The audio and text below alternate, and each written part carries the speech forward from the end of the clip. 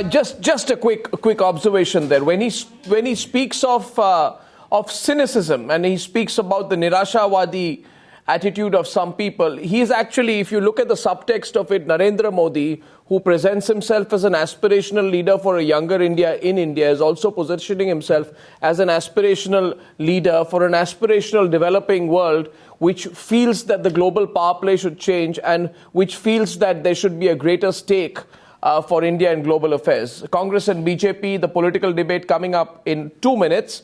That's Brajesh Kalappa and Nalin Kohli. Brajesh, thanks for your patience. I'd like to just get a quick comment I'd like to throw to Washington before that.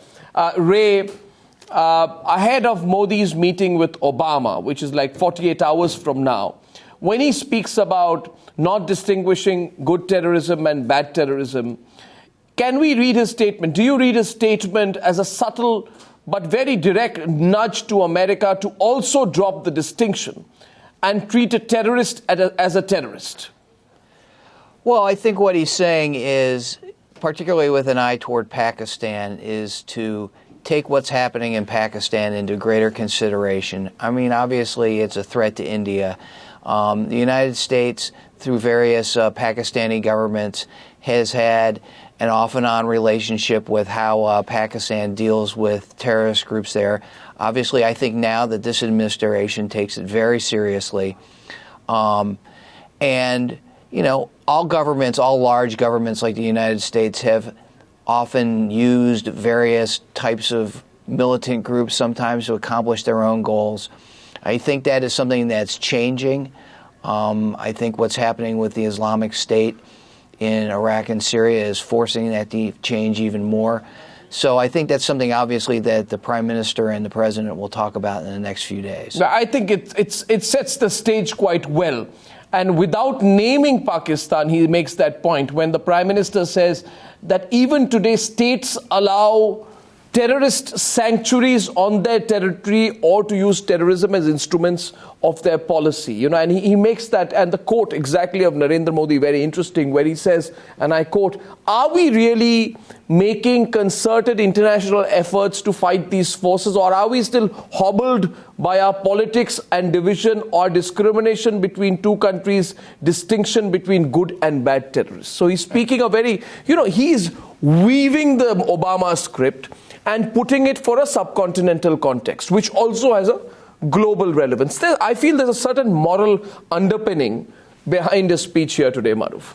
One of the reasons why there wasn't consensus worldwide and there wasn't enough takers for America's global war on terror, because it was still very much America's war on terror. Yeah. So, you know, in the case, and one of the reasons, in fact, if I was to go a step further and spell out an issue which will dominate talks between Mr. Modi and Mr. Obama, is that America's desire for a partnership with India and India's reluctance to go the whole hog is being based on the fact that India hasn't seen enough sincerity on the part of Washington in confronting the evils that America's ally continues to allow them to hibernate in Pakistani soil. And I think what Mr. Modi did use the word, कि अपनी ज़मीन पे पनाह देते हैं, which means that allow terrorist sanctuaries on their territory. Absolutely. So I think, but I think equally important was his call for a comprehensive global convention against international terrorism. And we have to all look at it without my interest or your interest, but look at global interest. You know, just a while back, I made an observation that it's interesting that, you know, there is no political debate on this issue, but let's get the two Indian political parties together. Ray, don't go away. Stay on in Washington for just a bit.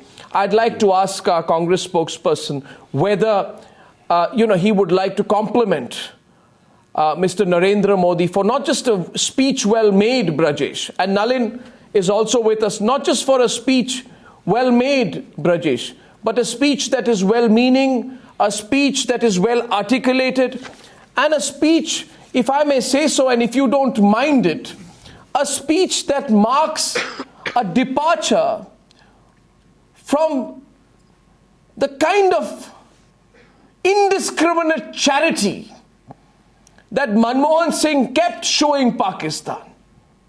not just in one-to-one interactions, but also on a global stage, After a long time, it appears, Brajesh, that kind of a prevaricating approach towards Pakistan is now a matter of the past. And I'm sure you will not mind it when I say that many people will today contrast the firmness of Narendra Modi, right, with the weakness of Manmohan Singh vis-a-vis Pakistan.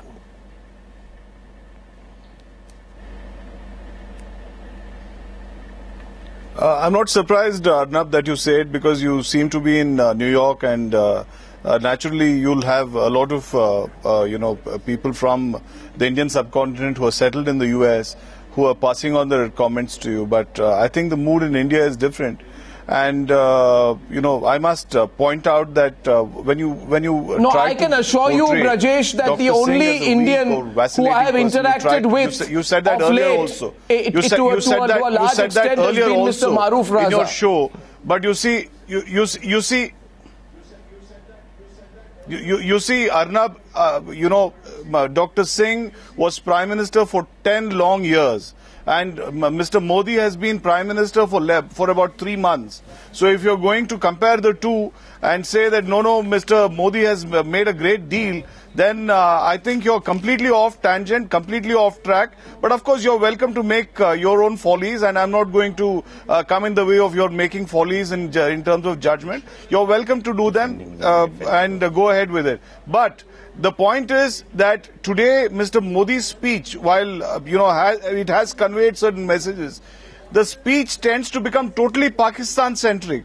He has lost the opportunity of making it a UN speech, a speech which is aimed at the world at large, and making a speech completely Pakistan-centric. I mean, according to me, Mr. Modi has lost the opportunity totally. You're being uncharitable to your own Prime Minister, I think. I think you're being very, you're being very stilted, before he went, Brajesh, perhaps in your approach, because I don't know. He should have. No, maybe Arnab, please listen to me for 2 minutes. Maybe he should have had the good idea of going and approaching Dr. Manmohan Singh, finding out from him before he left for Unga, before he left for New York, to just have a chat with him, to find out what his perspective on Pakistan were, what his perspective on how the world developed in the last 10 years were. Of course, it's very nice to go and make a speech in the UN, and it's great. I mean, some of what he said is extremely right. But the point is that he has only succeeded in making the speech entirely Pakistan-centric, while he had the opportunity to address the world at large. I don't know. I think let's let the BJP respond to that.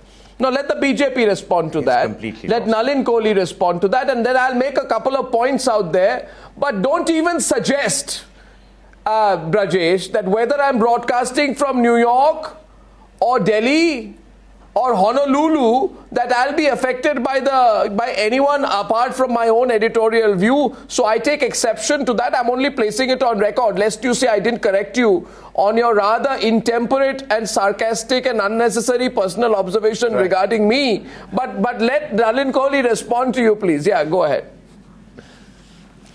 Mr. Goswami, I can only say that perhaps you made a point of making Dr. Manmohan Singh weak and vacillating not once but twice or thrice throughout the last show also. And I was present, and you didn't allow me to rebut it. So that's the reason I've taken the opportunity of telling you what I felt after listening to you for a full 1 hour.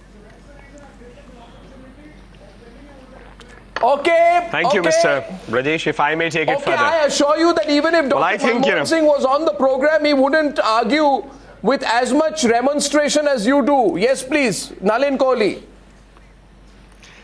Well, it's possible Mr. Kalappa did not have the time to see the whole speech and kept himself focused to the first, 5 minutes and the 30 seconds to 1 minute when Prime Minister Modi spoke about the region. The rest 25 odd minutes, Mr. Kalappa may have been busy. So it can happen. However, I think, we need to look at the speech in a larger perspective. Much as the Congress party would like to see it otherwise, the fact is before the nation.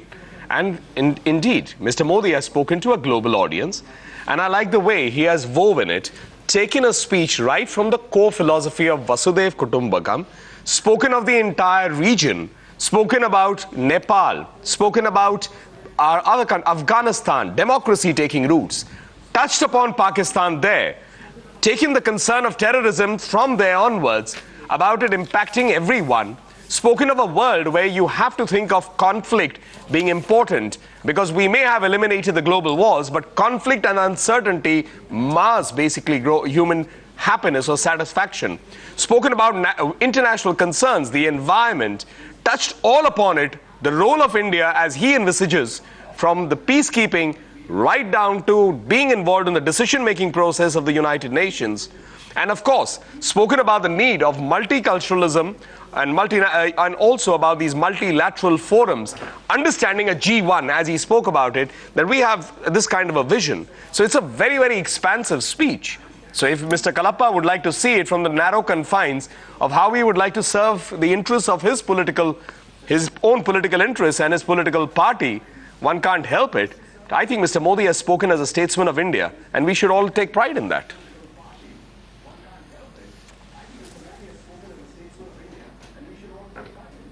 I don't know why he makes this observation. Arnab, may I only point Mr. out Kalappa, you intrigue me.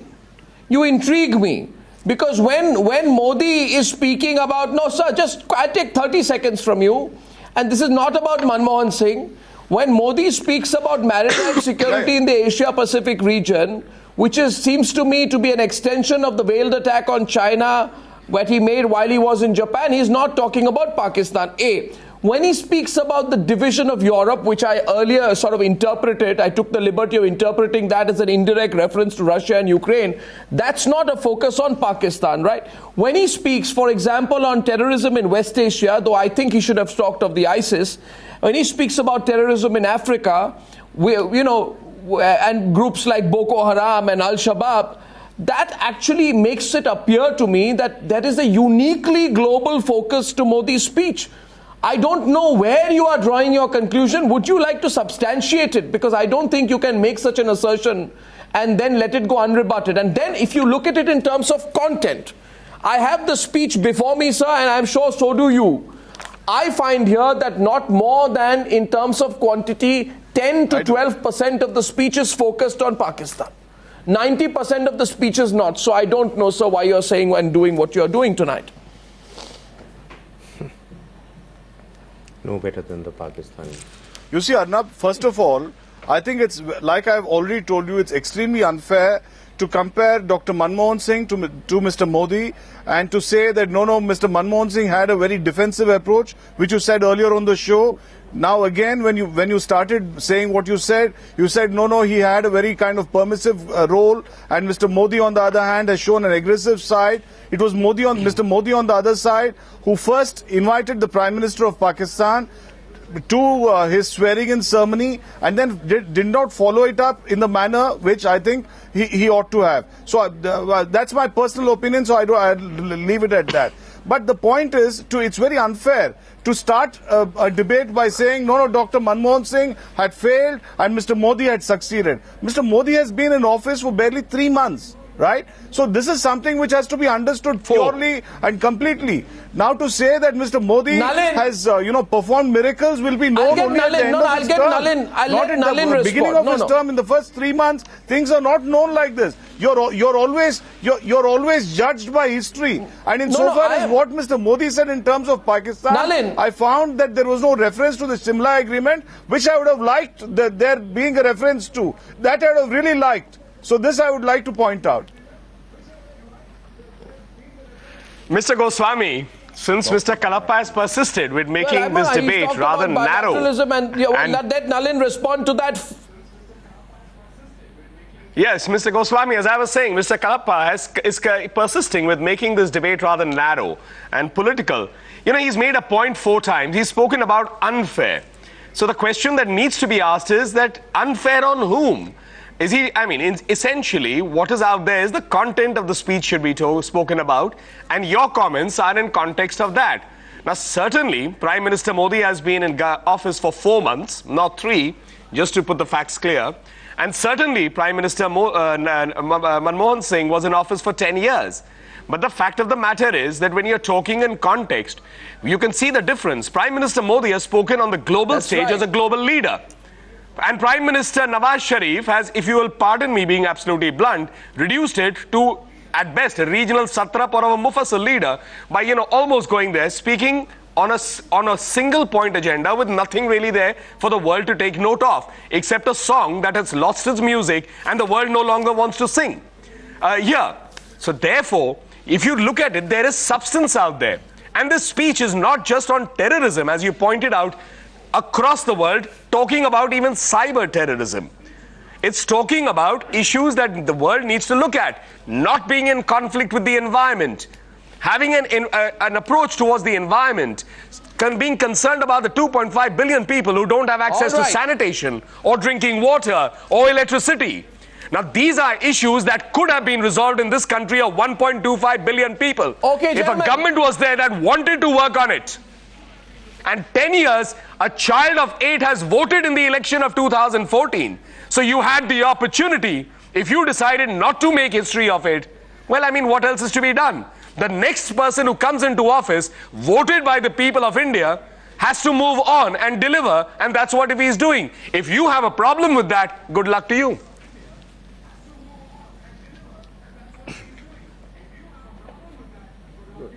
Yes, and I'm sorry, I don't know why a Congress representative is getting so provoked. Because India was extremely gracious in the year 2011. Because when the talks were called off between the two countries after the beheading of an Indian Jawan by Pakistani troops in January 2013, Manmohan Singh went ahead and met Nawaz Sharif on the sidelines of the UNGA last year. I ask you today, sir, what did we achieve by doing that? That's the only point. I'm not being uncharitable to Manmohan Singh, but don't take away, Mr. Kalappa, from me, my right to be able to pass an observation on our Prime Minister. We can do that. We can do that, and we have a right to do that. And now I'd like to open up the debate to our Pakistani participants, and I'm joined right now once again. Okay, moving away from the political debate. Ray Locker, staying with us. Ray. Yes. Ray, you see a departure. Let me ask you firmly. We've spoken on several occasions. You see a departure in the attitude of the new Indian government? Well, I think Prime Minister Modi enters office with tremendous momentum. He had a mandate from the election in May. He's obviously feels invigorated by that. And yes, I do think that there is definitely a perceptible change in attitude and energy. Obviously, when you're new in an administration, you have that behind you. Political capital, though, tends to erode rather quickly, and the test is how does that work out, say, in a year or 2 years? The same thing is true, in Pakistan with Nawaz Sharif. I mean, he came in with tremendous momentum, and now he's beset by political problems. Yeah. And you look at how that has affected the relationship there. So, I think right now Prime Minister Modi has a tremendous head of steam. He goes into his meetings with President Obama with, tremendous momentum, and I think that will serve him well. Well, I agree with you. Just a few quick takeaways that I have at this point of time about Modi's speech. We continue to analyze it here. A few of my personal takeaways out here. Now, I feel he digressed from the script on terror. He spoke extempore, but he made the point very strongly. He included that statement that many countries are harboring terrorists. Today, some countries are differentiating between good terrorism and bad terrorism, and all countries must be included. This was not part of the release by the Ministry of External Affairs. So that was actually Modi making a point extempore. Very interesting. He makes extempore points on terrorism. So clearly, the speech has undergone some modifications after Sharif's speech yesterday. He's made it harder. He made it far more focused. He seemed comfortable speaking extempore, which is very important, and digressing from the script. A large focus on environmental issues is another of my personal takeaways of the Modi speech on issues of global cooperation. As I said before, I felt he added those key points which, if the White House is smart, it's going to pick on to create a new level of a bilateral relationship between both countries. And for whatever the Congress party is saying tonight, I personally am not of the view that there was a narrow focus on Pakistan and Kashmir. Javed Iqbal, what will Pakistan do now? Javed Iqbal from Lahore, GD Bakshi from Delhi.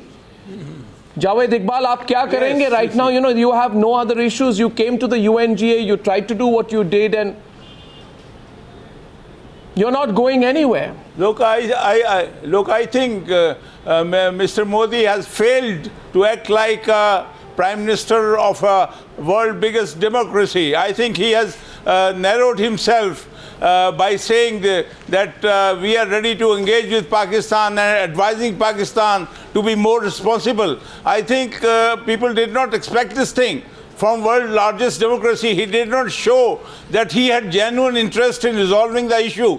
I am very disappointed. I think he himself has a terrorist background and he is talking of terrorism. I don't know. I think he should have, yes, of course. That is, I think. 1 second, Javed Iqbal, I request you, please. You know, let's argue rationally. I am saying. Let's argue rationally, but one thing which I certainly would not allow on the program today. So let's argue rationally. I would not allow you, sir, just to make personal remarks on the Indian Prime Minister. I urge you there, do not say things like what you just said. I would say, sir, stay to the question I'm asking. It's very easy to just pick up, verbal boulders and throw it at each other. But, sir, this is not this is not some javelin throw match going on here. Let's discuss issues. We are discussing the remarks. Today, please. We are discussing the remarks made in United Nations, and the question is, when he says the Pakistan should act more responsibility, is he talking to a sovereign country or is he talking to somebody who's their servant? I think Mr. Modi has I think Sharif's speech is justified. I think Nawaz Sharif correctly said, sir, and he highlighted why India. Look, you see, Modi's was the first visit as Prime Minister. He should have been more magnanimous. He should have been more sort of accommodative. And I think he failed to achieve that. No. You know, Arnab, I completely disagree with the Admiral. I don't know how much more accommodative one can be. And I don't know, sir. I'd like to go to G.D. Bakshi on that because... And I don't know how much more accommodated you can be than say that we are serious about having a bilateral dialogue with you, but please create the right atmospherics for it. You know, it's a completely open-minded tone. I don't know why you are feeling guilty and hassled about it. G.D. Bakshi to General Javed Iqbal. I don't know what Javed Iqbal is really expecting. Do you get a sense of what Javed Iqbal really would have wanted or hawks like him would have wanted? You know, Arnab, I think Mr. Modi was very statesmanlike.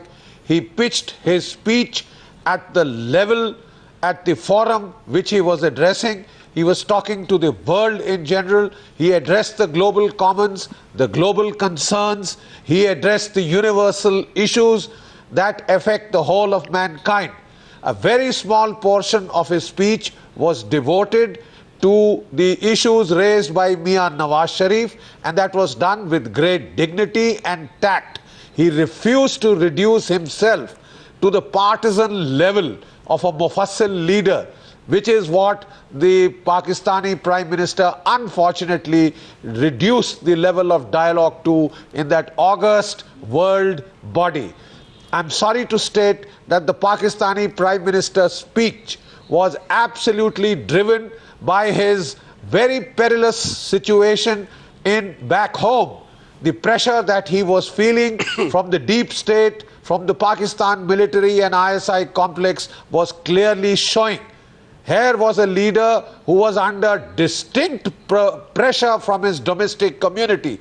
And there was the sharp contrast of a leader who had won a sweeping mandate, who was self-assured, and who pitched his talk at the appropriate level that he was addressing. He refused to be drawn in to a Mufassil level debate, and he refused to get drawn into the hypocritical self-serving narrative that Nawaz Sharif again dished out. You know, Pakistan as a state, Arnab, I'm very sorry to state, is getting obsessive, compulsive, neurotic about the issue of Kashmir, and I'm afraid the world is sick of it. You know, for the umpteenth time we heard about that famous UN resolution.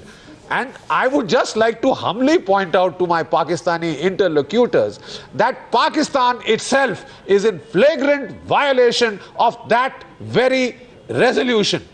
It required Pakistan to vacate Pakistan-occupied Kashmir, which they have failed to do so far. They have no locus standi any further. Much water has flown down the bridge. India, held elections which elected a constituent assembly in Jammu and Kashmir and voted for accession, confirmed the accession to India. We do not need to be taught about democratic processes by a failed state. By a failed state which has been ruled by its military for more than half of its corporate existence.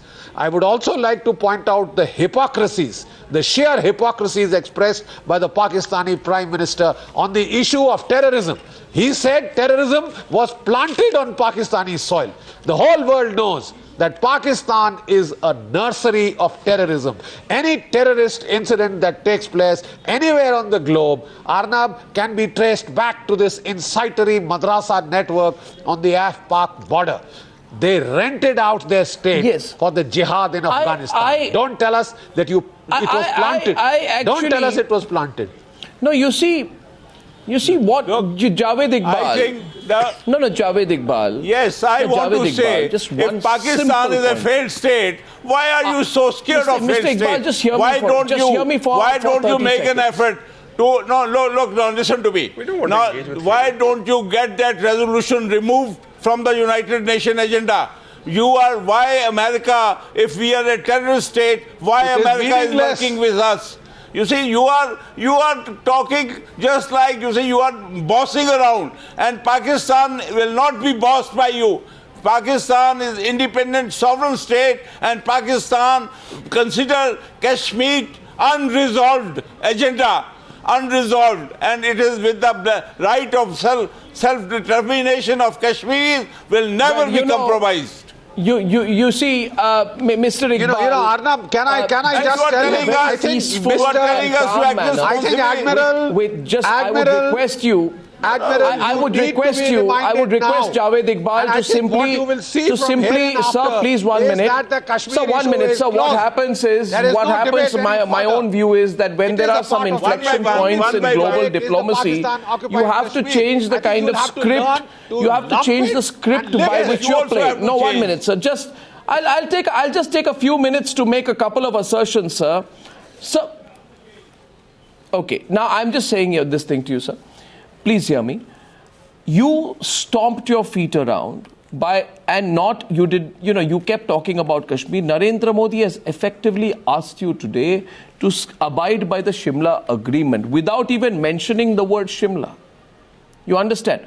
And not make capital of an opportunity of speaking before the UNGA by raising bilateral issues. So we take the clock back to 1971 and we remind you of the promises that were made at that point of time. Sir, understand this. Don't get hassled. What India is telling you is that the moment you create the right atmospherics, we will engage in a very serious bilateral discussion with you on all issues, including that of Kashmir. But Mr. Javed Iqbal, getting provoked by this, I don't think augurs well, does not make you look good and makes you look rather helpless and nervous, which I don't think is going to serve anyone's purpose. No, it is not that. Now. It is Javed Iqbal from Lahore, the major issue between Pakistan and India is Kashmir, and you always try to ignore that. So it will not help anybody. Without solving Kashmir and water problem, all this talk is useless. If it is, then understand, Mr. Iqbal.